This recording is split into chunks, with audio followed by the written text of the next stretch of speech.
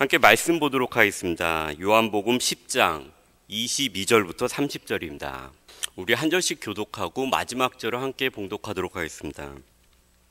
22절 제가 먼저 교독하도록 하겠습니다. 예루살렘의 수전절이 이르니 때는 겨울이라. 예수께서 성전한 솔로몬 행각에서 거니시니 유대인들이 예언하고 이르되 당신이 언제까지나 우리 마음을 의혹하게 하려 하나이까? 그리스도이면 밝히 말씀하소서 하니 예수께서 대답하시되 내가 너희에게 말하였으되 믿지 아니하는도다. 내가 내 아버지의 이름으로 행하는 일들이 나를 증거하는 것이거늘 너희가 내 양이 아니므로 믿지 아니하는도다. 내 양은 내 음성을 들으며 나는 그들을 알며 그들은 나를 따르느니라. 내가 그들에게 영생을 주노니 영원히 멸망하지 아니할 것이요 또 그들을 내 손에서 빼앗을 자가 없느니라. 그들을 주신 내 아버지는 만물보다 크심에 아무도 아버지 손에서 빼앗을 수 없느니라. 함께 하시겠습니다. 나와 아버지는 하나이니라 하신대. 아멘. 오늘 본문 말씀 보시면은 시작이 예루살렘의 수전절이 이르니 때는 겨울이라 라고 시작합니다. 수전절이 무엇일까요? 수전절에 대해서 저도 한번 다시 찾아보았습니다. 수정절은 더럽혀진 성전을 정결하게 하고 다시 수리한 것을 기념하는 명절입니다. 예수님께서 이 세상에 오시기 약 167년 전쯤에 이 예루살렘 성전이 헬라화가 되었습니다. 그 예루살렘 성전 안에 제우스 신상이 올라가 있고요. 그 다음에 그 당시 그 세계를 지배하던 곳에서 다른 제우스 신을 아닌 다른 신을 섬기는 것을 금지하였습니다. 여기에 더해서 그 거룩한 성전의 제단 안에서 돼지의 피를 바쳐서 이스라엘 사람들이 이것에 대해서 너무나도 화가 나서 봉기가 일어났습니다. 다행히 그 봉기를 마카비라는 사람이 이끌어서 봉기가 성공적으로 이끌어지고 이 성전 안에 있는 더러운 모든 것을 정결하게 하는 때가 일어났습니다. 그것을 기념하는 절기가 바로 수전절이라고 하는 것입니다. 그런데 이 수전절에는 다른 별명이 있습니다. 그것은 바로 빛의 명절, 밝은 빛, 빛의 명절이라고 하는 것입니다. 이 빛의 명절이라고 그들이 이 수전절을 별명을 지은 데에는 두 가지 내려오는 이야기가 있습니다. 첫 번째는 이 마카비라는 사람이 주동이 되어서 이 성전을 탈환한 다음에 성전에 들어가서 촛대에 가보니까 하루치밖에 이것을 밝힐 수 없는 거룩한 기름이 남아있지 않았습니다. 그런데 감사하게도 그 제사장들이 그 더럽혀진 성전을 청소하는 그 8일 동안에 그 하루치 분량의 기름이 계속해서 탔다는 것입니다. 두 번째 내려오는 이야기는 이 더럽혀진 성전을 탈환한 후에 처음 들어갔을 때 그 안에서 8개의 창을 발견하였다는 것입니다. 그래서 그 창의 끝에다가 나무를 끼우고 성전 구석구석에다 세운 다음에 그 밝음을 갖고서 성전을 청소하였다는 것입니다. 그래서 이스라엘 사람들은 수전절을 그래서 이것은 빛의 명절이다라고 해서 그들이 이것을 기념하고 있었습니다. 그런데 오늘 본문 말씀을 한번 자세히 보게 되면요, 23절부터 시작해도 전혀 이상할 것이 없는 본문입니다. 예수께서 성전한 솔로몬 행각에서 거니시니, 여기부터 시작이 되어서 성전 안에서 예수님께서 가르치시고 유대인들이 따져서 묻고 이런 것들이 바로 들어가도 전혀 상관이 없는데, 오늘 말씀은 분명하게 수전절이 오늘 본문의 시작이고 오늘 본문의 배경이다라고 우리에게 분명하게 말씀해 주고 있습니다. 이 굳이 왜 수전절이라고 하는 것을 성경에서 우리에게 분명히 배경을 우리가 알고 나서 이 본문을 이해하기를 원했을까요? 빛의 명절, 이 수전절 하면 이스라엘 사람들이 생각나는 것은 바로 빛입니다. 그리고 이 수전절 기간 동안에 이스라엘 사람들이 정말로 묵상하면서 생각하는 것이 무엇일까요? 제가 한번 생각을 해보았습니다. 아마 그들의 이미지 가운데, 머리 가운데 생각이 나는 것은 성전 안에 밝은 촛대일 것입니다. 그렇지만 그들이 정말 마음속에서 묵상하는 것은 하나님께서 우리와 함께 하셔서 정말로 감사하게 이 더럽혀진 성전을 우리가 다시금 되찾고 정결하게 할 수 있었겠구나. 하나님께서 우리와 함께 하셨겠구나라는 것을 이 수전절 동안에 그들이 묵상하고 지켰을 것입니다. 그런데 유대인들 중에서 특히 종교 지도자들은 메시아, 그리스도로 오신 예수님을 이 수전절 기간 동안에 하나님과 동일하신 예수님을 알아보지 못했다는 아이러니가 오늘 본문 가운데 존재한다는 것입니다. 그리고 그들은 예수님의 말씀 또한 믿지 않았습니다. 요한복음 1장을 보게 되면요, 이렇게 말씀하고 있습니다. 태초에 말씀이 계시니라. 이 말씀이 하나님과 함께 계셨으니 이 말씀은 곧 하나님이시라. 예수님은 하나님이시라는 것을 우리에게 말씀해 주고 있습니다. 그리고 마지막 부분에서는 이 말씀은 곧 하나님이시라 라고 우리에게 분명하게 다시 한번 일으켜 주고 있다는 것입니다. 이 하나님을 묵상하는 수전절 기간 동안에 그들이 발견하지 못했다는 것입니다. 요한복음 1장 5절에 보면은 그 당시의 세상에 대해서 이렇게 말씀하고 있습니다. 빛이 어둠에 비치되 어둠이 깨닫지 못하더라. 이 수전절이라고 하는 것, 그리고 오늘 본문의 의미를 요한복음 1장이 우리에게 다시 한번 새겨준다는 생각이 들었습니다. 오늘 본문을 보게 되면 이제 유대인들이 예수님을 에워쌌습니다. 좋은 의미로 말씀을 한 가지라도 더 듣기 위해서 에워싼 것이 아니라 무언가 따지기 위해서 예수님을 에워쌌습니다. 그리고 묻습니다. 당신이 도대체 언제까지 우리의 마음을 의혹하게 할 것입니까? 당신이 그리스도이면, 당신이 구원자이면은 밝히 말씀하십시오라고 그들이 예수님께 따져 묻습니다. 그런데 여기에 예수님께서 답변을 하시는데요, 이번에는 그 답변이 약간 다릅니다. 25절을 보시면요, 예수께서 대답하시되 내가 너희에게 말하였을 때 믿지 아니하는도다. 예수님께서 대답하시되 너희가 듣지 아니하였도다가 아니라 내가 너희에게 말하였지만 너희가 믿지 아니하였다라는 것입니다. 잠시 우리가 앞부분에 나와 있는 안식일에 태어날 때부터 앞을 보지 못하던 소경을 예수님께서 고치셨던 이야기로 한번 가보도록 하겠습니다. 예수님께서 안식일에 이 사람을 고친 것을 두고서 바리새인들이 너무나도 화가 났습니다. 어떻게 안식일에 이런 일을 할 수가 있느냐. 그래서 그 소경이었던 사람을 불러서 조사를 합니다. 누가 너를 앞을 보게 했느냐, 그거 어떻게 해서 앞을 보게 했느냐 조사를 합니다. 그리고 나서 그들이 이것도 모자라서 이 소경이었던 사람의 부모까지 데리고 와서 조사를 하게 됩니다. 이 세상에서 한 번도 일어난 적이 없는, 이스라엘 가운데서 한 번도 일어난 적이 없는, 태어날 때부터 앞을 보지 못하던 이 사람이 눈을 뜨게 되었습니다. 이 기적에 대해서 바리새인들이 확인을 하고 확인을 합니다. 그리고 나서 이 바리새인들이 나중에 너무나 화가 나서 이 앞을 보지 못하였던 사람을 쫓아냅니다. 그리고 이 쫓겨났다는 소식을 예수님께서 듣고 찾아가셔서 그를 만나시고 이렇게 말씀하십니다. 너가 인자를 믿느냐?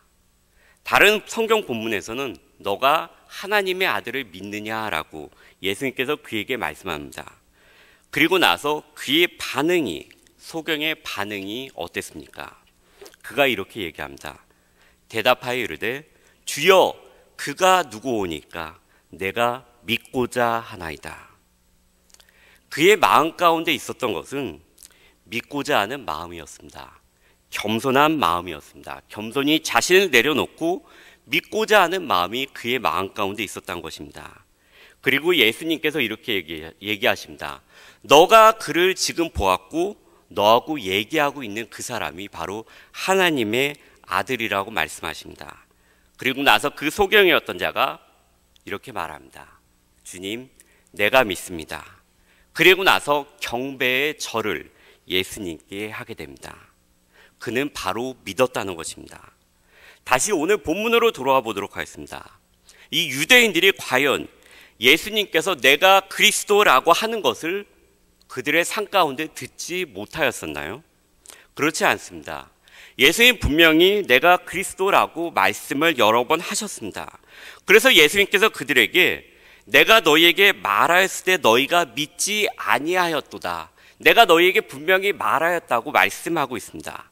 말을 하였지만 소경은 믿었지만 유대인들은 믿지 않고 계속해서 따지고 있는 것입니다. 그런데 그들은 오늘 계속해서 그리스도인지 아닌지 말을 다시금 분명하게 우리에게 해달라고 하는 요구를 합니다. 왜냐하면 그들의 마음 가운데 의혹이 있었기 때문입니다. 왜 의혹이 있었을까요? 그들은 자신이 가지고 있는 장로의 유전과 자신들만의 믿음이 있었습니다. 구원자는 메시아는 이런 방식으로 꼭 올 것이다라는 그들의 믿음이 있었습니다. 그들이 생각하는 방식과 기대와는 다르게 예수님이 오셨기 때문에 그들의 마음 가운데 의혹이 있었던 것입니다. 그래서 이제는 그들이 그들의 믿음과 생각을 고치는 것이 아니라 예수님을 그들의 기준 가운데 맞추려고 하는 것입니다. 그리고 그 기준에 맞게 되었을 때 예수님을 그리스도로 인정하겠다는 것입니다. 제가 자신감에 대한 기사를 보았습니다. 우리가 모두가 직장 생활을 할 때 아니면 손님을 만날 때 어떤 일에 대해서 욱하고 화를 내는 사람들이 있습니다. 그런 사람들에 대해서 여러 논문을 보고 그 기자가 이렇게 결론을 내렸습니다. 그런 사람들이 그렇게 욱하는 거, 화를 내는 것은 나는 그럴 만한 자격이 있다. 나는 그것을 들을 만한 자격이 있다라는 그 마음 가운데 자신감이 있을 때 그런 욱하고 화를 낸다는 것입니다. 반대로 건강한 자신감은 나는 발전할 수 있다라는 생각을 갖는 것이 건강한 자신감이라는 것입니다. 어떤 사람이 나는 발전할 수 있다라는 생각을 할 수 있을까요? 내가 부족하다고 느낄 때, 자신감이 잘 나지 않을 때, 내가 항상 옳지만은 않다는 것을 알 때 나는 발전할 수 있다라고 느낄 것입니다. 그러나 반대로 내가 항상 옳다라고 느끼는 그 사람의 자신감을 통해서 그 사람은 다른 사람의 생각에 대해서 욱하고 욱박지르고 판단한다는 것입니다. 오늘 유대인들이 그랬습니다. 예수님을 에워싸고 예수님 앞에서 욱박지릅니다. 그들의 자신감이 과연 건강한 자신감이었을까요? 아니면 건강하지 못한 자신감이었을까요? 우리 기독교 역시 기독교 역사 가운데 건강하지 못한 자신감을 갖고 있었던 때가 있었습니다. 종교개혁 이전에 중세 암흑 시대가 그랬습니다. 우리는 인간이기 때문에 언제나 이런 건강하지 못한 자신감을 갖게 될 때가 있습니다. 지금 우리의 각자의 삶에서 나의 고정관념으로 아니면 전통으로 예수님의 말씀과 우리의 일상의 삶에서 역사하시는 하나님을 내가 이해할 수 없고 받아들일 수 없다고, 나의 식으로 하나님 일해달라고 역사하기를 바라는 모습이 우리 가운데 있지는 않은지 한번 생각해 보면 좋겠습니다. 이런 생각이 들 때, 이런 의혹이 우리의 마음 가운데 있을 때 예수님의 강하게 잘못된 자신감으로 에워쌌던 유대인들을 생각하면서, 그리고 다른 한편으로는 겸손히 예수님의 말씀을 들었을 때 엎드려 절하였던 이 소경을 생각하면서 우리의 믿음을 한번 변화시켜 나가면 좋겠습니다. 두 번째로 오늘 본문 가운데 나누기를 원하는 것은 참된 목자는 양을 돌보고 양을 위해서 목숨을 바치는 것뿐만이 아니라 영생을 주신다는 것입니다. 28절을 함께 보도록 하겠습니다. 내가 그들에게 영생을 주노니 영원히 멸망하지 아니할 것이요. 저는 이 구절을 읽으면서 한번 저의 매일의 신앙생활, 저의 매일의 삶을 한번 다시금 되돌아보았습니다. 내가 영생에 대해서 얼마나 기대하고 있고 얼마나 생각하고 있는가에 대해서 생각하면서 저에 대해서 반성을 하게 되었습니다.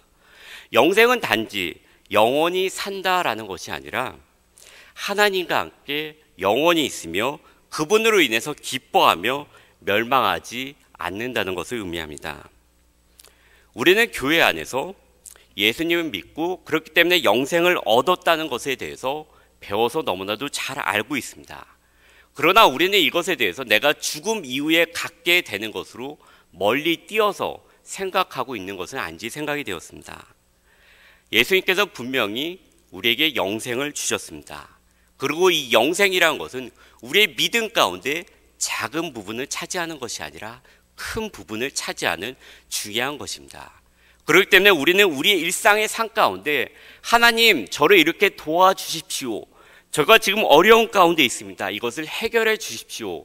라고 간절히 묵상하는 것과 동일하게 영생에 대해서도 동일하게 묵상을 해야 된다는 것입니다.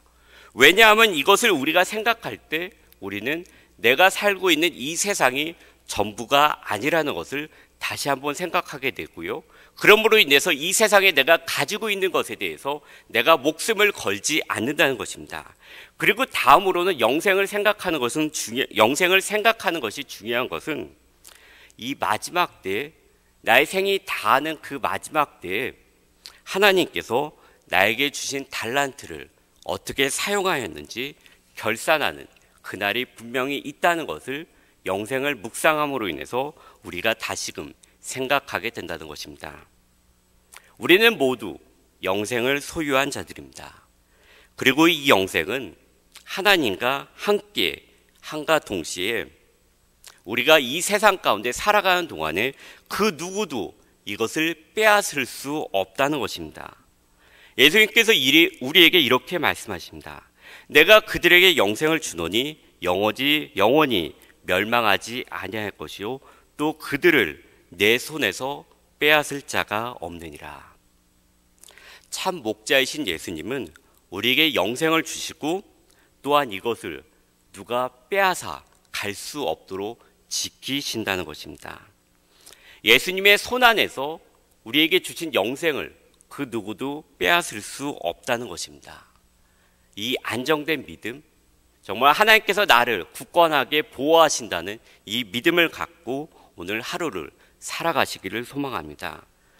소경이 가지고 있었던 겸손한 믿음과 참 목자 되신 예수님께서 우리를 입히시고 먹이시고 지키시는 것뿐만이 아니라 우리에게 주신 영생을 영원히 지키신다는 이 믿음을 갖고 살아갈 수 있는 우리 모두가 되었으면 좋겠습니다. 함께 기도하시겠습니다. 하나님 아버지, 오늘의 말씀 가운데 하나님 묵상하는 빛이신 하나님 묵상하는 수전절 가운데서 빛이신 하나님을 발견하지 못하는 유대인들을 보게 됩니다.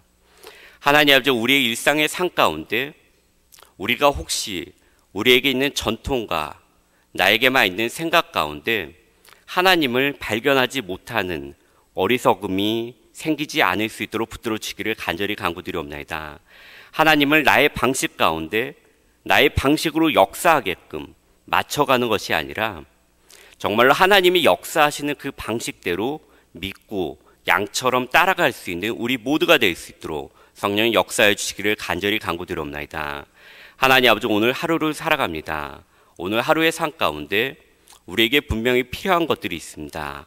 이 필요한 것들을 채워주시옵시고 우리가 이 부족한 가운데 있을 때 우리를 그냥 혼자 놔두지 마시옵시고 참된 목자 되신 예수님, 오늘 이 자리에 오셔서 우리를 안으시고 우리를 그 어려움으로부터 인도하여 주시기를 간절히 간구드리옵나이다. 우리를 구원하신 귀하신 예수님의 이름으로 간절히 기도드립니다. 아멘.